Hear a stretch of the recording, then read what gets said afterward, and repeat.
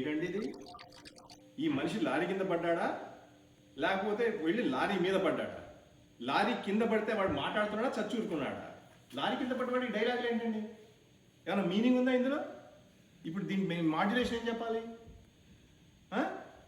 ఏదో రాసేస్తారు, తీసుకొస్తారు, ఎక్కడి నుంచో వస్తారు, వచ్చి మేము రాసేస్తామండి, స్క్రీన్ ప్లే రాస్తాము, డైలాగులు రాస్తామని వస్తాయి. ఏమైనా మీనింగ్ ఉందా? క్యారెక్టర్కి, డైలాగ్కి, సీన్కి అసలు కనెక్షన్ ఉందా? ఏం రాయమంటారు ఇప్పుడు? ఏం చెప్పమంటారు? మీరేం రాసింది? అవునండి. ఎలా చెప్పమండి డైలాగు?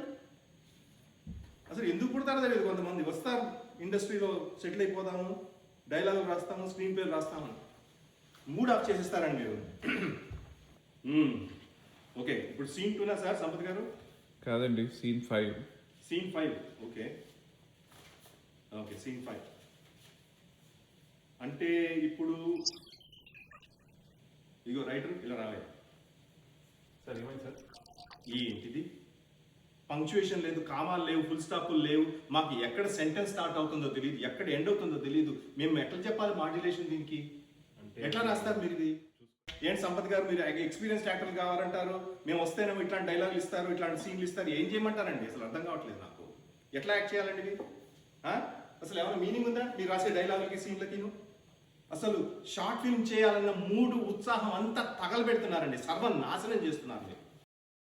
ఏమన్నా అంటే కోపాలు వస్తాయి. ఇట్లాంటిదే నేను పని చేయలేనండి. This is impossible, this is just ridiculous. నేను చూడండి, I cannot do this. Sir please sir, నేను ఐ కెనాట్ డూ దిస్.